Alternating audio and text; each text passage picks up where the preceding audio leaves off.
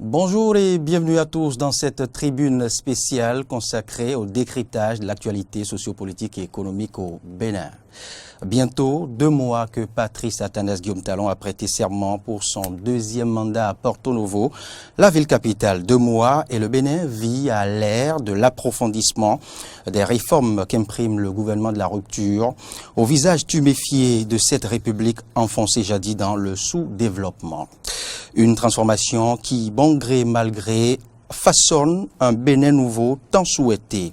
Mais un certain nombre d'incompréhensions, de malcompréhensions et de questions subsistent et méritent des explications. Et c'est d'ailleurs l'exercice auquel nous invitons le secrétaire général adjoint du gouvernement et porte-parole du gouvernement, Wilfried Léandre Rongbedi, ce matin, de passage dans les locaux du groupe de presse international ITV, Eden TV et Diaspora FM.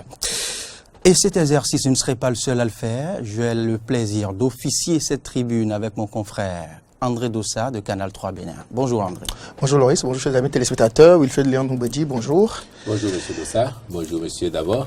Merci de vous rendre disponible pour nous aider à comprendre cet sujet brûlant de l'actualité. Patrice Talon, depuis 2016, a engagé une lutte implacable contre la corruption. Le chef de l'État continue d'afficher son engagement très fort et une détermination sans faille dans le domaine de la lutte contre la corruption. Mais un audit révèle, Wilfried Léandre Rongbedi, un scandale financier de plus de 13 milliards au niveau de l'Agence nationale du transport terrestre. Les efforts du président, finalement, ne sont-ils pas vains en fin de compte? Je vous remercie pour cette opportunité, mais je dirais d'emblée que ces efforts ne sont pas vains, bien au contraire. L'actualité liée à l'audit de l'ANAT montre bien que le chef de l'État a eu raison d'engager une lutte sans merci contre la corruption, la prévarication et l'insuccès d'année. Lorsque la lutte contre la corruption sur ce front-là, nous avons entre 2016 et 2020 engrangé pas moins de 15 places sur l'indice de perception de la corruption de Transparency International et que l'année d'après, nous avions perdu 3 places. J'ai pu dire aux médias et aux interlocuteurs du Bénin que la lutte contre la corruption est un combat de tous les instants. Et donc, ce qui vient de se passer ce mercredi avec le compte rendu de l'audit révélé par le Conseil des ministres est la preuve que ce combat n'est jamais définitivement gagné. C'est pour ça que le chef de l'État a raison d'engager une veille permanente, une lutte implacable contre le phénomène. Et il faut considérer que le fait que ce scandale ait été éventré constitue par ailleurs la preuve de l'efficacité du mécanisme, du dispositif mis en place par le gouvernement et son chef pour traquer la corruption où qu'elle se trouve, la mauvaise gouvernance où qu'elle se trouve, parce que le leitmotiv du chef de l'État, c'est de faire en sorte que la bonne gouvernance revienne au cœur de la cité.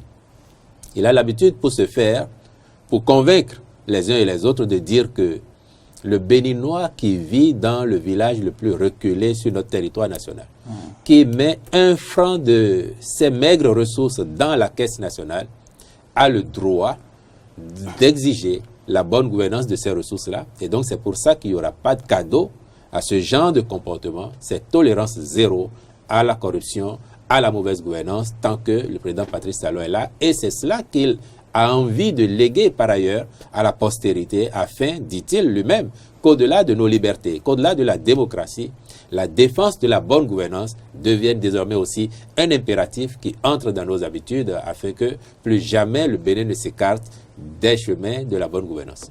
Monsieur le porte-parole, vous le savez, les cadres impliqués auront à rendre gorge, auront à être présentés devant la justice béninoise. Mais comment se sent le gouvernement? Quelle sera la posture du gouvernement face à cette situation de délicatesse dans laquelle se retrouvent ces soutiens de premières heures? Certains soutiens, vous voulez dire. Et c'est aussi là la preuve que la justice, elle est la même pour tout le monde dans notre pays. Et qu'in fine, la démocratie fonctionne parce que le gouvernement gouverne, la justice juge. Et donc, dans cette affaire-là, comme dans les autres qui l'ont précédé, le rapport est transmis à la justice et vous avez dû être attentif au fait que des interpellations ont commencé à se faire. Des perquisitions ont commencé à se faire. Et donc, le gouvernement aura l'attitude de la pure neutralité pour laisser la justice prendre la main, mener les enquêtes, les approfondir, situer les responsabilités et sanctionner les mises en cause en cas de besoin. On constate que des proches du chef de l'État se rendent coupables de mauvaise gestion, de détournement. Comment ça se fait? Est-ce que Patrice Talon, finalement, est-il le seul à croire en cette lutte qu'il mène contre la corruption? Pourquoi ses proches, ses partisans ont-ils du mal à le suivre? Vous avez dit des proches, je nuancerais même en disant quelques. Mais la posture du chef de l'État et la posture du gouvernement dans son ensemble, c'est le signal qui est donné à l'opinion de ce que être un partisan du chef de l'État ne vous donne pas de sauf-conduit. Vous n'avez pas un parapluie qui vous exonère du devoir de répondre de votre gestion. Donc, que vous soyez un partisan du chef de l'État, que vous ayez appelé à voter Patrice Talon, que vous chantiez tous les jours la gloire de Patrice Talon, si vous gérez mal les ressources publiques, vous allez en répondre. Et c'est le signal qu'il donne. Tout ce qui, dans le cas de mauvaise gouvernance avérée avant celui de la NAT, ont été cités, interpellés, ont été envoyés devant les tribunaux, et vous connaissez plein d'exemples de gens qui, certainement parce que par le passé, il était loisible au soutien du pouvoir de se comporter ainsi et d'espérer une certaine impunité. Or, depuis 2016, nous avons dit, plus de place pour l'impunité, place à la bonne gouvernance désormais, tolérance zéro à la mauvaise gouvernance, et c'est ça qui fait qu'il faut être heureux. Les Béninois doivent être de plus en plus heureux de constater qu'il y a de l'exigence, il y a de la rigueur dans la gestion de leurs deniers, et ça, c'est à encourager. Exigence dans la gestion, pourtant, le scandale de la NAT couvre une période de 4 ans, Wilfred Léon. On me dit, pourquoi a-t-on laissé faire pendant 4 ans avant maintenant de découvrir qu'il y avait ce scandale-là? Monsieur Dossa, on n'a pas laissé faire. Vous savez que pour postuler à diriger une entreprise ou une autre, pour bénéficier de la confiance, c'est parce qu'il y a forcément une présomption de compétence, mais aussi de bonne moralité, d'honnêteté. C'est ça. Mais après, une fois à l'œuvre, vous ne savez pas toujours au quotidien ce que font les gens que vous avez déployés. Il faut des alertes. Et en l'espèce, je peux vous dire que, aussi curieux que ça paraisse, ce sont les alertes des citoyens béninois qui étaient rançonnés par certains agents de la NAT pour aller faire fixer leur plaque, il fallait payer 2000 francs CFA. Lorsqu'ils ont commencé à élever des protestations, des critiques sur les réseaux sociaux, le chef de l'État les a reçus, s'est interrogé, a demandé au ministre de tutelle, mais que se passe-t-il à la NAT? Et j'apprends que les citoyens sont rançonnés quand ils vont récupérer leur plaque. Et c'est à partir de là qu'il a dit, allez me voir ce qu'il se passe dans cette agence. Et c'est ça qui va ensuite révéler la grosseur, toute l'étendue de ce qui couvait là depuis 4 ans. Et c'est fort heureux que le Conseil des ministres ait dit « oh là » pour taper du poing sur la table. Cela traduit aussi la défaillance, une certaine défaillance du contrôle, des inspections. Est-ce que la date fait l'objet d'une exception en la matière? En principe, les structures sous tutelle des ministères doivent être auditées parce qu'il y a l'inspection générale du ministère. Au jour d'aujourd'hui, on n'a pas les rapports de cette inspection pour savoir si, à des moments donnés, elle a sonné l'alerte et qu'est-ce qui a été fait ou n'a pas été fait. Mais c'est parce qu'on a mis en place une administration intérimaire, donc il y a un directeur général intérimaire, c'est parce que cette administration est en place que ces événements-là aujourd'hui émergent à la surface. Je ne saurais donc me prononcer pertinemment sur ce qu'a fait l'inspection générale du ministère ou telle autre structure. Dans tous les cas, le rapport lui-même dans son ensemble édifiera sur ce qui a été fait pendant ce temps-là et pourquoi éventuellement rien n'avait été signalé. Peut-on ainsi croire que ces malversations à l'Agence nationale des transports terrestres impacteraient du coup le ministère de tutelle?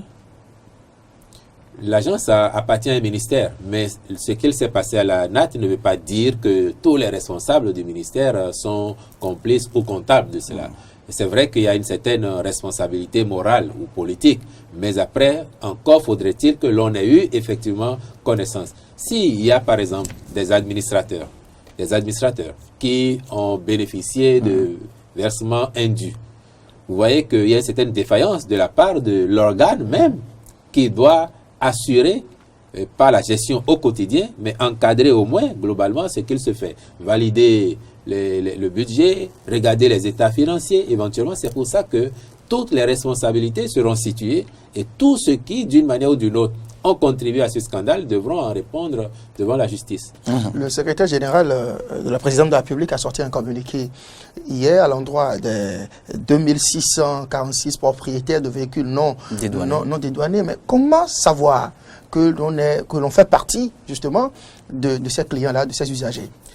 Vous savez, M. Dossa, la liste des 2646 propriétaires présumés de ces véhicules existe. Mais le gouvernement a regardé la situation de près et s'est dit, si on mettait cette liste sur la place publique en l'état, peut-être créerions-nous du tort à certaines personnes honnêtes qui n'ont rien à se reprocher. Pourquoi? Quand vous achetez votre voiture, vous ne faites pas toujours vous-même les diligences pour aller payer les frais de douane. Vous pouvez solliciter un transitaire qui s'y connaît bien et il va prendre votre argent et aller faire les courses. Quand il revient, vous n'avez pas toujours la présence d'esprit de regarder les papiers, combien il a versé, est-ce que tout est en règle. On est convaincu qu'il y a des gens qui, de bonne foi, ont donné de l'argent aux transitaires qui sont allés faire les formalités.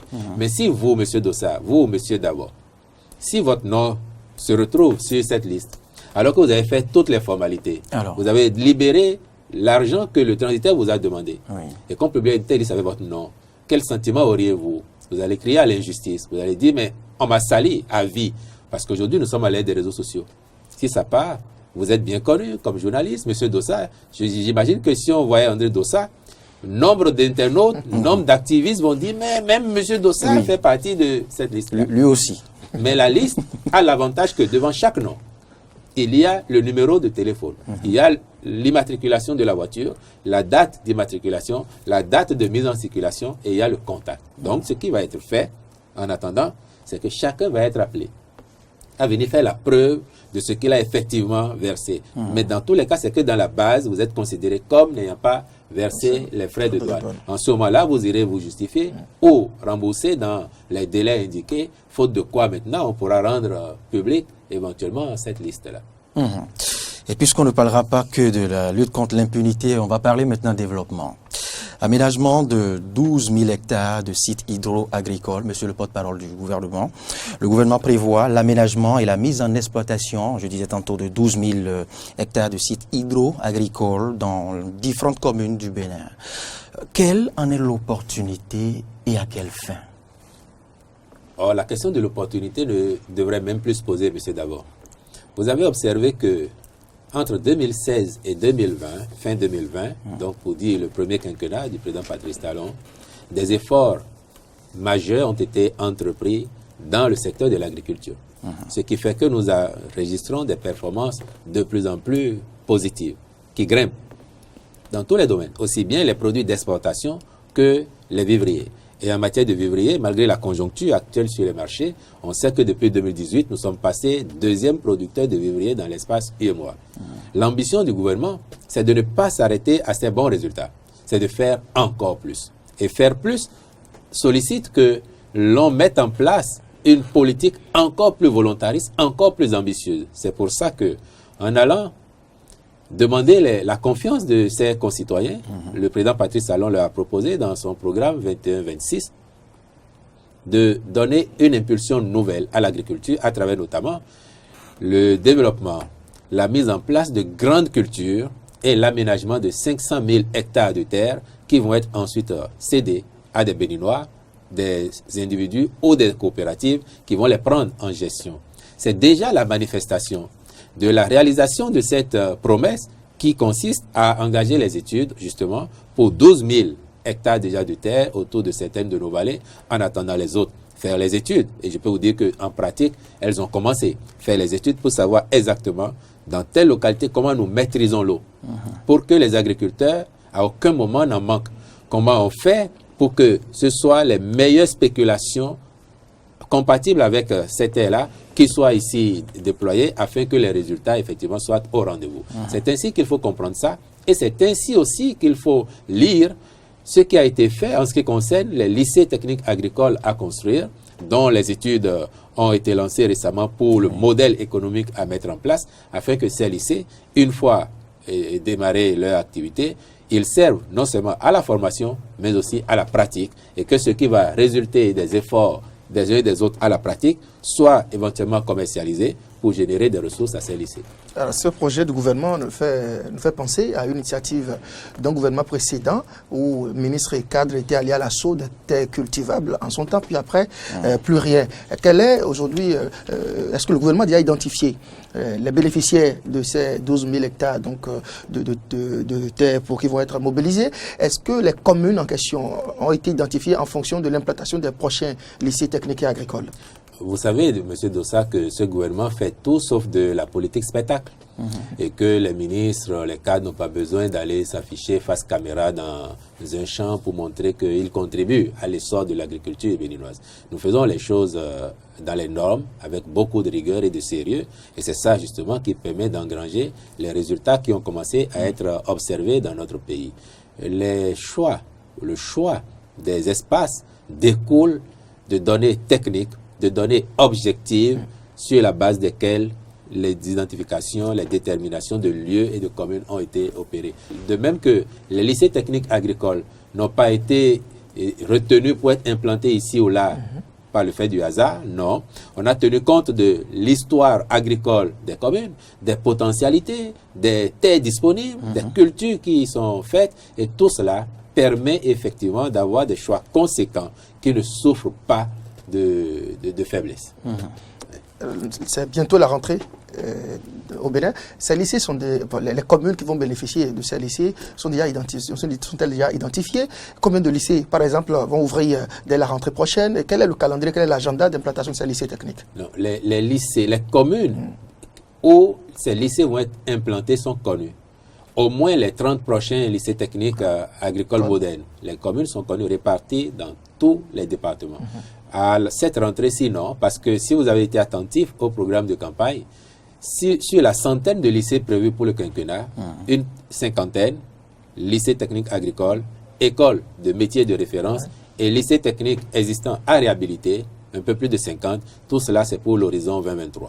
Et c'est dans cette perspective aussi que vous avez dû noter qu'on a recruté une partie du personnel enseignant qui est parti en formation à l'étranger et que tout récemment encore, on a lancé le processus pour recruter 662 autres qui viendraient, une fois qu'ils sont sortis de leur formation, dans 2-3 ans, servir dans ces lycées. Un projet novateur, monsieur le porte-parole du gouvernement, mais que prévoit le gouvernement pour susciter l'adhésion de la jeunesse béninoise? À l'adhésion de la jeunesse béninoise à l'agriculture. À l'agriculture. Ce qu'on fait, c'est déjà de montrer que l'agriculture peut être un métier comme tout autre, un secteur porteur comme tout autre, pour intéresser même les cols blancs, les intellectuels à ça. Lorsqu'on fait en sorte de mécaniser l'agriculture, comme nous l'avons en perspective, vous savez très bien qu'il y a un vaste projet de mécanisation de l'agriculture béninoise. Quand on fait ça, on réduit la pénibilité du travail. On montre à tous qu'on peut avoir fait de longues études, on peut avoir beaucoup d'argent et aller à l'agriculture. On peut partir également de rien, aller à l'agriculture, sans forcément être soi-même agriculteur, mais on peut apprendre ou alors mettre des gens à disposition, mettre les machines à contribution pour que l'agriculture se développe. Et donc ça, pour intéresser tout le monde, mais en particulier les jeunes, il y a en place une ligne de financement, une ligne de garantie auquel ces deux lignes-là, les gens pourraient recourir pour avoir du financement ou du FNDA ou des banques et s'installer durablement dans l'agriculture. Au cours de son conclave du 9 juin, le gouvernement a mis en place une série d'actions, mais des actions dont on ne remarque pas encore l'effet sur le coût des produits de première nécessité. Wilfried Lian-Oubédi, comment vous l'expliquez? Je ne lirai pas cette actualité de la même façon que vous, M. Dossa. Je suis convaincu que si cette décision n'avait pas été prise, nous ne serions pas ici aujourd'hui en train de parler des prix des produits sur nos marchés de la même façon. Je vais vous donner un exemple. Vous voulez dire que ça aurait grimpé, ça aurait augmenté? Sans aucun doute. Mais pourquoi? D'abord, indiquons bien à l'ensemble de nos compatriotes que le Bénin ne connaît pas de pénurie de produits vivriers. Nous ne sommes pas en manque de produits vivriers. Les performances de notre agriculture sur les années écoulées font que nous avons atteint un niveau de production qui rend les vivriers disponibles sur notre marché. Et pourquoi pourquoi les produits coûtent cher au marché? Le paradoxe peut être pourquoi il y a une bonne production et que nous avons quand même cette flambée. Tout le monde observe aujourd'hui que c'est une tendance mondiale, d'abord, liée d'une certaine part aux effets pervers de la COVID-19, ensuite aux aléas climatiques avec les effets du changement climatique, mais après aussi à la forte pression, s'agissant de notre cas, qu'exercent sur la production nationale certains pays grands consommateurs ou certains négociants agricoles. Quand vous allez dans la sous-région, le maïs qui coûte au Bénin actuellement, la mesure de référence qui coûte dans les 350 francs, 400 francs pour le niveau le plus haut atteint actuellement, ailleurs, pas très loin du Bénin, il est vendu à 800 francs. À 800 francs. Si nous n'avions pas pris nos mesures pour empêcher la sortie massive, incontrôlée de notre production, nous aurions de moins en moins de disponibilité sur le marché national et forcément, cela se ressentirait sur les prix pratiqués sur les marchés parce que moins il y en a, plus la pression est forte et plus le consommateur doit débourser. Donc notre mesure phare a consisté à encadrer la sortie des vivriers, à interdire les sorties incontrôlées pour que l'essentiel de la production reste sur le marché national afin que les Béninois puissent y avoir accès. Le gouvernement se bat pour empêcher que les produits sortent du pays. Beaucoup, en tout cas une importante quantité de produits vivriers ont été saisis par le gouvernement. Quel sort a été réservé à ces produits-là? Vous faites bien de dire importante quantité parce que dès les jours d'après cette décision-là, et fort heureusement parce que les équipes se sont aussitôt déployées partout sur le terrain, nous avons arraisonné plusieurs milliers de tonnes de ces produits qui sortaient de notre pays et qui allaient dans la sous-région. Mais encore une fois, c'est ça qui montre que la pression exercée sur la production nationale est réelle parce que nous avons produit. Les agriculteurs béninois ont fait des efforts. Mais savez-vous que le gari béninois, qui coûte actuellement dans les 500 francs sur le marché pour tenir compte de la mesure de référence, est vendu dans un pays voisin 900 francs CFA à la même mesure, voire plus. Le producteur de gari, de Savalou, de Paouya, de Covey ou même d'ailleurs, si un étranger vient le voir et dit ce que tu veux mettre sur le marché béninois à 500 francs, moi je suis prêt à te l'acheter à 700 francs, vous voyez que économiquement le choix est vite fait. Si le gouvernement n'intervenait pas pour dire ne sortez pas tout, on risque même de ne pas avoir du gari, ou si on l'a, de l'acheter beaucoup plus cher que les 500 francs actuellement. Et donc tout ça pour montrer qu'effectivement nous avons eu raison de prendre ces mesures-là et que nous avons raison de veiller à ce qu'elles soient appliquées. Que deviennent les produits Les produits qui sont saisis, les tests prévoient ce qu'il faut en faire. Ils sont saisis, ils sont vendus suivant les normes établies par les tests et le fruit est réparti également suivant ce que les tests ont prévu. Monsieur le porte-parole du gouvernement, vous savez, nous avons une sorte de propension à l'inflation ou à la surenchère. Vous savez, après avoir rompu le cordon sanitaire, les tarifs sont restés jusqu'à ce jour pour le transport Cotonou, Abomey, Cotonou, Boycon, ce que c'était au temps fort de la Covid-19 au Bénin. Qu'est-ce qui explique, qu'est-ce qui justifie cette propension à l'inflation? Et là, je crois que c'est une question qui va intéresser beaucoup les sociologues, mais aussi les praticiens au quotidien de la vie économique en miniature. C'est une tendance réelle que l'agent économique, dès lors qu'il a quelque chose qui rentre dans sa caisse et qu'il est sûr que ça rentre, il veut le préserver d'une manière ou d'une autre. Après, est-ce que c'est régulier, est-ce que ce n'est pas régulier? Le vrai débat n'est pas là. Mais cette propension, structurellement, peut s'expliquer de cette façon. Et actuellement, pour la conjoncture dont nous parlons, elle est liée au fait que la demande extérieure est forte et que cela crée une certaine spéculation sur le marché. Les agriculteurs, les commerçants ont souvent intérêt à capter le maximum de ressources et donc ils peuvent céder à la tentation de spéculer grandement. Flambée de... Oui. Flambée des prix des produits de première nécessité, en voici, et augmentation des frais d'assurance, en voilà, avec cette correspondance adressée aux sociétés d'assurance, incendie, accidents et risques divers par le directeur général des impôts qui les exhorte au respect de l'arrêté numéro 686 MFE DGAE, en tout cas du 17 juin 2003, portant fixation du tarif minimal de l'assurance de responsabilité civile des véhicules terrestres à moteur. Wilfried Langbedi, qu'est-ce qui justifie cette situation? En réalité, on ne devrait pas parler d'augmentation des frais de police d'assurance. Vous avez bien cité l'arrêté de référence qui date de 2003. 2003, oui. De 2003, donc du temps du général 17 juin 2003. Cet arrêté rappelait déjà les compagnies d'assurance à leur devoir d'appliquer les grilles minimales fixées par les normes communautaires. 2003. Il se fait qu'avec le temps, l'observation s'est dégagée que certains assureurs faisaient comme bon leur semblait, n'appliquaient donc pas cet arrêté et de fait installaient une certaine concurrence déloyale à leurs confrères assureurs. Quand vous avez à assurer votre voiture, que les normes ont prévu que ce soit par exemple 50 000 francs CFA l'année, que vous ne connaissez pas forcément vous les normes, mais vous connaissez les courtiers d'assurance. Vous allez les voir et ils vous disent chez moi c'est 45 000 francs, alors que l'autre vous dit que c'est 50 000, l'agent économique par réflexe ira vers celui qui est à 45 000, sans savoir s'il applique un test ou s'il ne l'applique pas. Le constat donc était que certains n'appliquaient pas le test, pendant que d'autres l'appliquaient. Et le directeur général des impôts, dans son rôle, parce que il ne faut pas oublier que les assurances sont sous la tutelle du ministère de l'économie et des finances.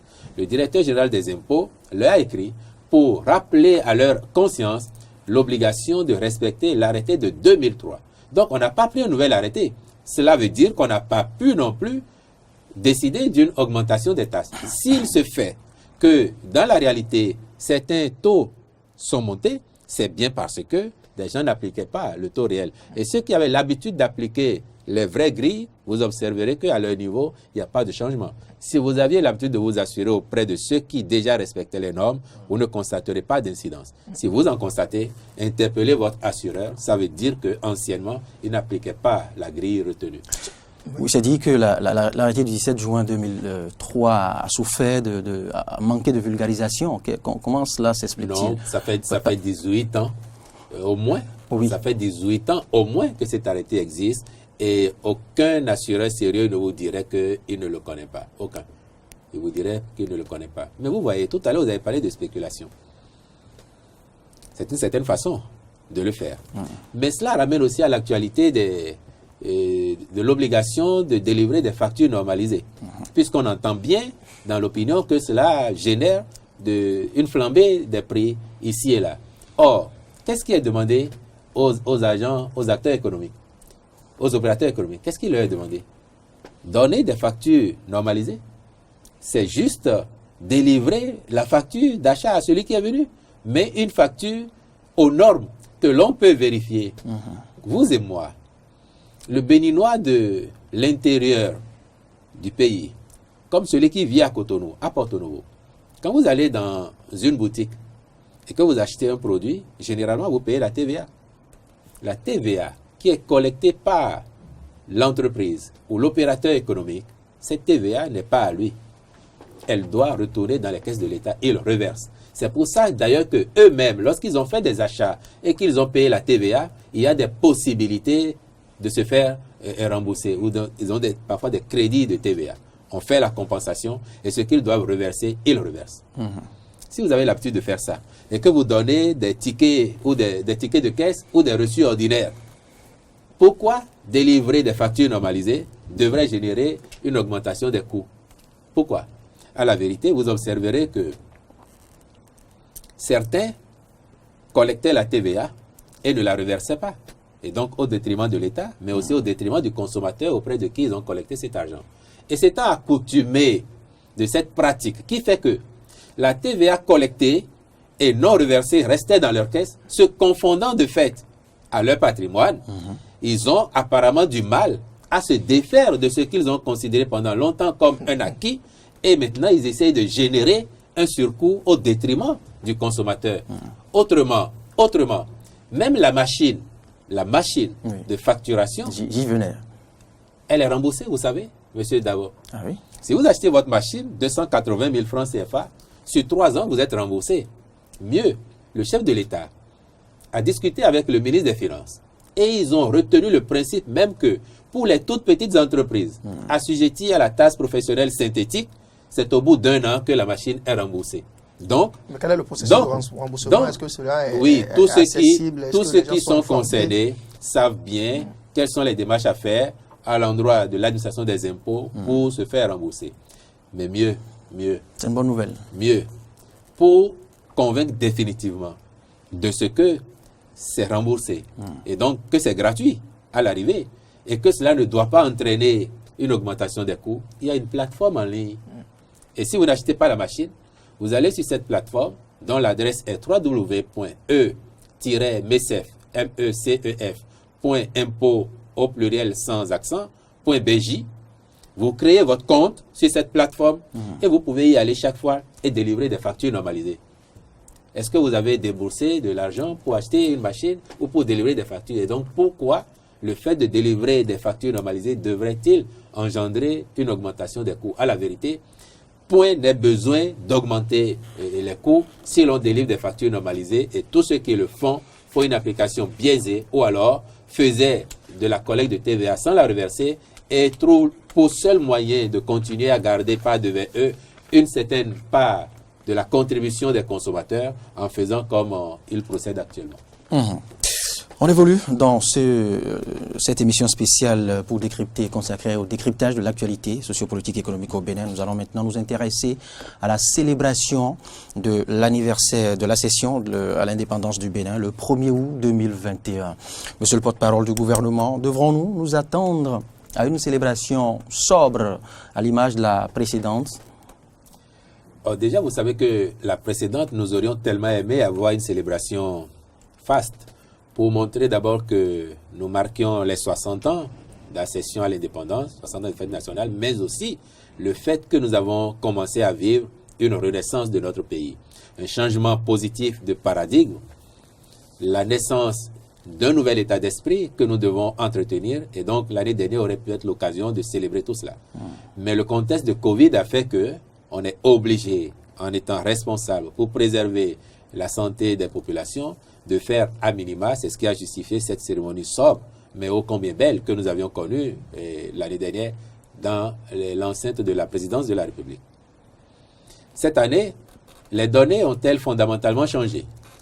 Si les chiffres de Covid chez nous restent à peu près dans la mesure de ce qu'il y avait l'année dernière, il y a cependant que l'actualité scientifique, l'actualité sanitaire, fait état de l'apparition de nouveaux variants ici et là, qui se révèlent même, d'après les spécialistes, plus virulents encore que le virus souche.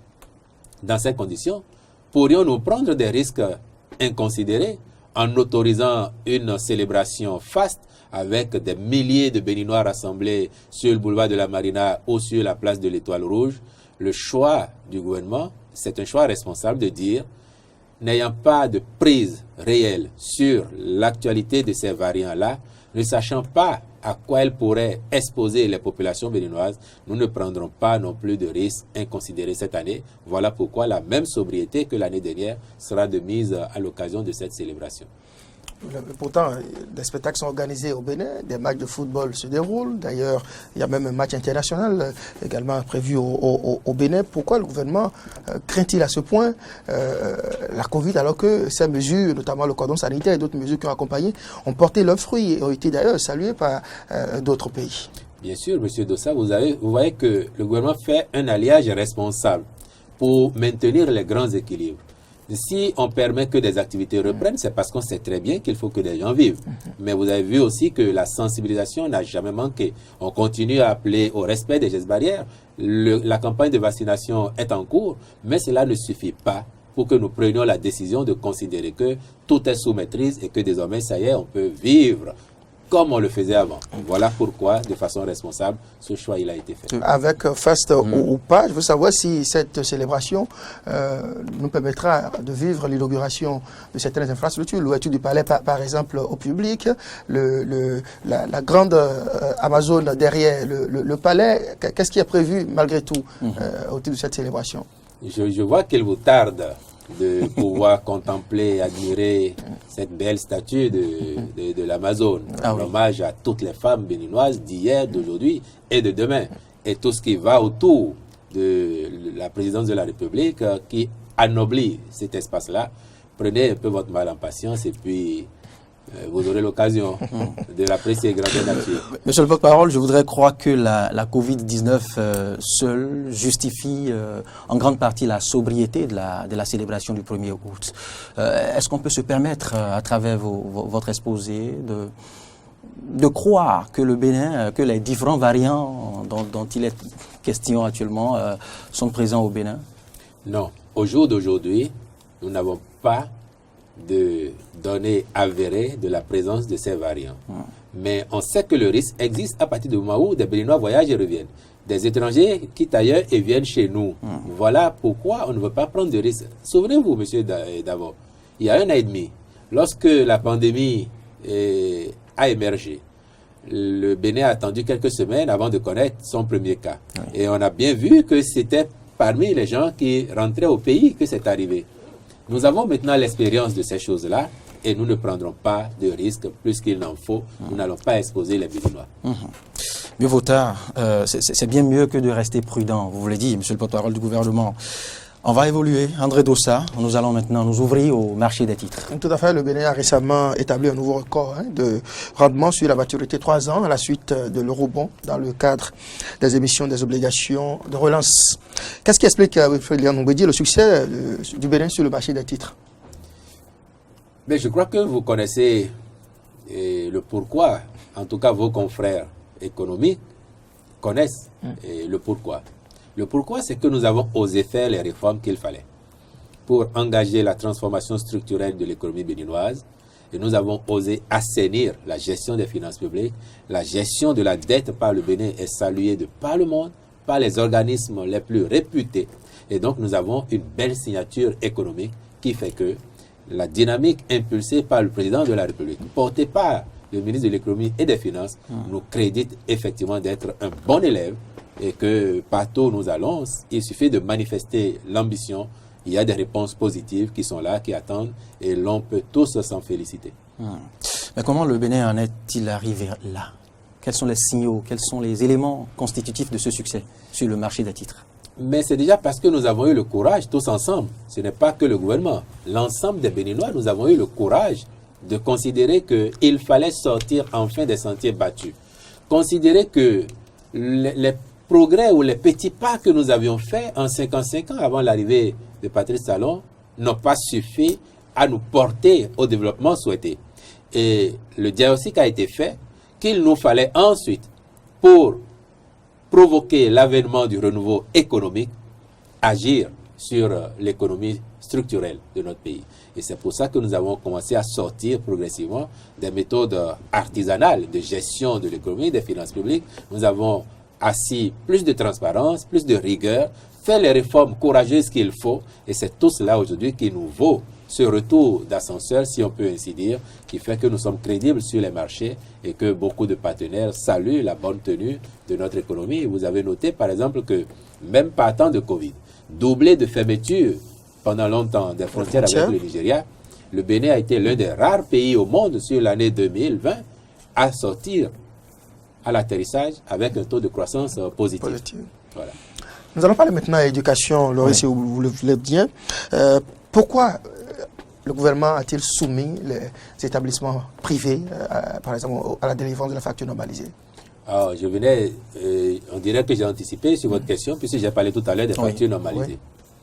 En réalité, tous les agents économiques, tous ceux qui font œuvre de commerce, une activité... C'est aussi du social, l'éducation nationale. Comme vendre de l'eau est du social, comme vendre du maïs est du social.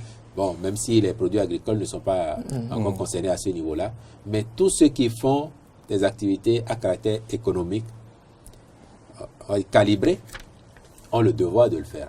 Les responsables d'école achètent également ailleurs et ils payent la TVA.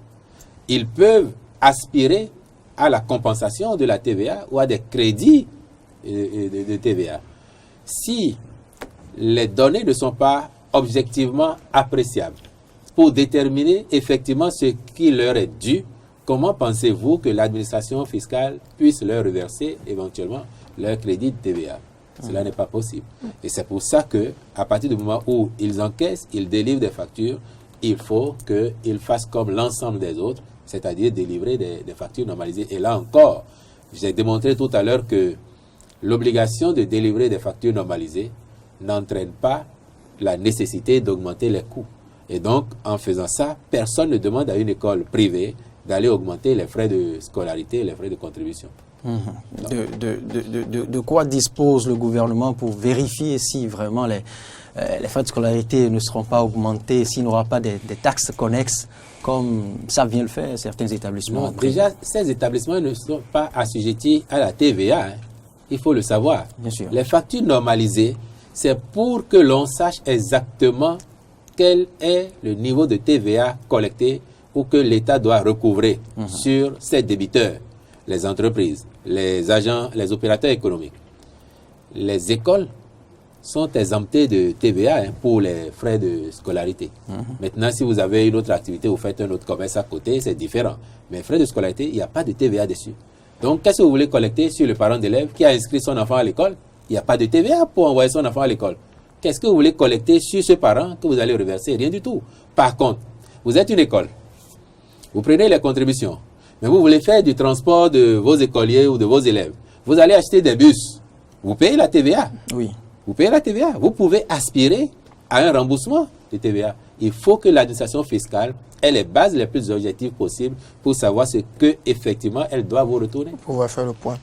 Alors, quel est le sort qui est réservé aux aspirants au métier d'enseignement abandonnés depuis 2 ans dans la base de données? Abandonné, vous dites? Les oubliés. Y a-t-il Oubliés? une Non. autre expression pour qualifier Si, le sort, si, la si, situation? S'ils sont dans la base de données, comme vous dites, cela veut dire que Non, il y a un bon nombre dont les noms ne se retrouvent pas dans la base de données. c'est 2 choses différentes. Est-ce qu'ils sont dans la base de données ou ils n'y sont pas? Si vous êtes dans la base de données, Oui. si vous êtes dans la base de données, que vous avez fait l'évaluation à laquelle vous avez réussi, Oui, ils ont parcouru, ils ont êtes- fait toutes ces êtes- étapes. vous mais figurez, après, vous figurez dans pas la pris base en de Deuxième compte. données. catégorie, oui. La base de données a quelle vocation? C'est d'identifier tous ceux qui potentiellement peuvent aller Ouais. devant les enfants. Si nous avons besoin de 10 000 et que nous sommes à 12 000 ou 15 000 dans la base de données, il va sans dire que on va d'abord prendre les 10 000.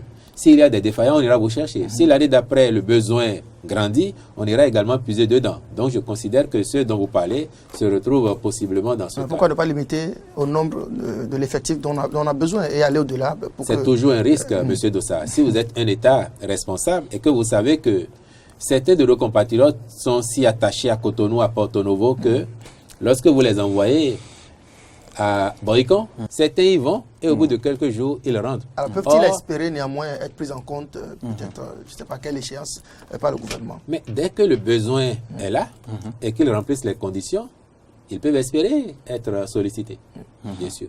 Et quid de ceux parmi eux qui espèrent être payés 12 mois sur 12, notamment ceux qui sont déjà pris en compte, ces aspirants-là? Oui, c'est bien une préoccupation que le gouvernement connaît, puisque les secrétaires généraux confédéraux ont pu la porter à l'attention du gouvernement.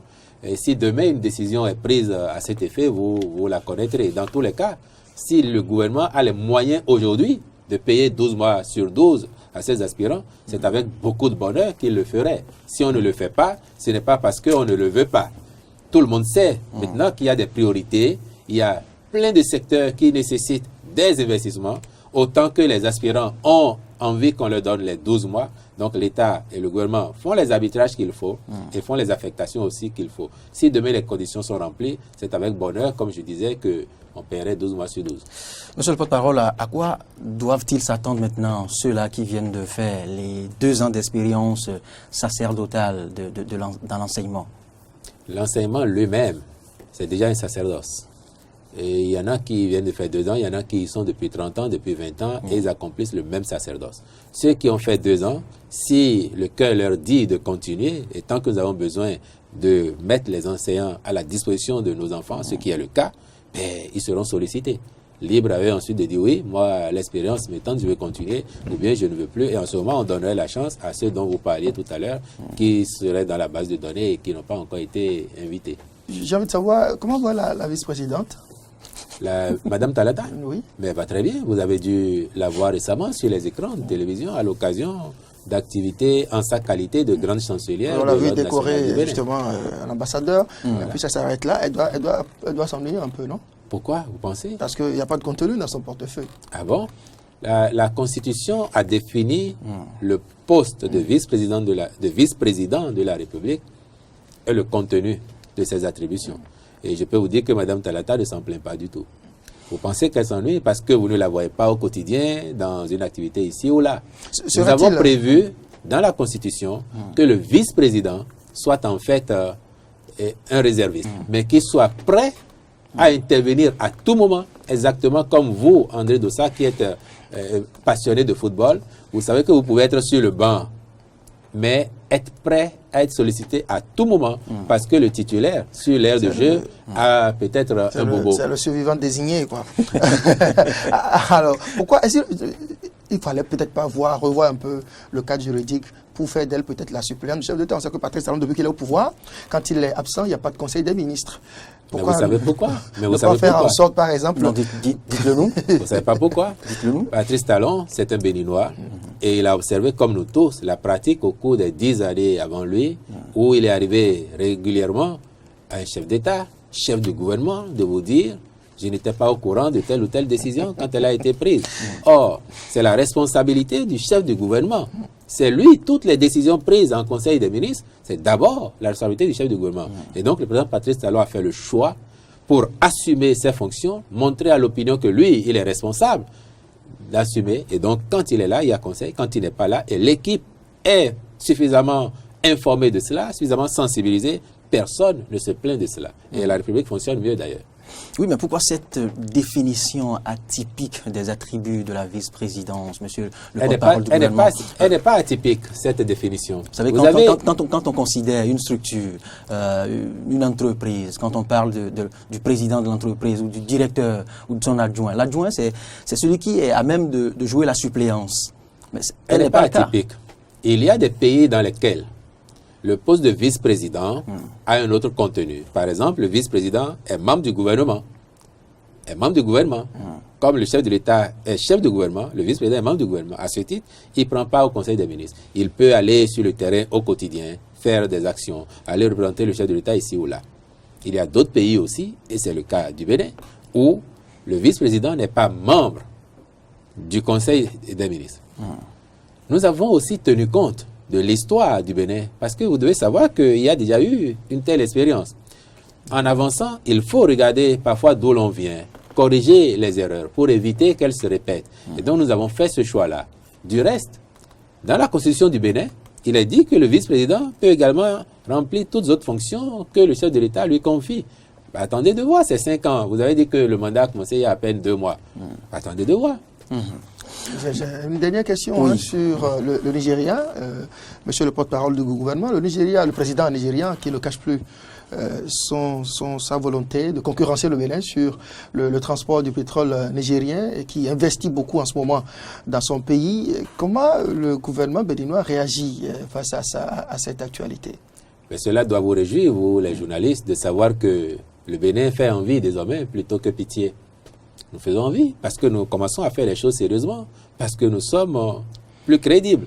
Et donc, si des gens qui avaient pensé qu'il aurait été facile de l'emporter face à nous, parce que ce fut une compétition rude, et c'est l'occasion de saluer la vision du chef de l'État et aussi l'entre-gens du ministre d'État à l'époque, chargé du plan et du développement, du ministre de l'eau et des mines, et de tous ceux qui ont porté ce dossier pour que le Bénin l'emporte finalement.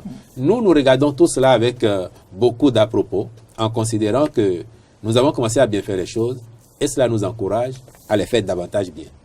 Voilà. Est-ce qu'il faut-il aller dormir, se coucher, dormir sur ce laurier? Parce qu'on a démarré les travaux, le recrutement a été lancé, etc. Est-ce qu'il faut-il pas craindre que le Nigeria, compte tenu de ses moyens, nous arrache ce projet? Non, il n'y a pas de raison que cela nous soit arraché. Et vous avez bien noté qu'on ne dort pas sur nos lauriers. Si vous connaissez un peu le président Patrice Talon, il a l'habitude de dire que rien n'est jamais définitivement acquis. Donc nous ferons tout pour préserver ce projet. C'est quand même, à date, le plus gros projet d'investissement privé direct. Et avec ce que cela représente comme impact sur le PIB, création d'emplois et le développement des infrastructures, nous ferons tout pour respecter notre part du contrat et amener nos partenaires également à respecter leur part du contrat. Et nous ferons davantage en captant, en luttant pour conquérir d'autres projets de cette nature et encore d'autres projets plus grands.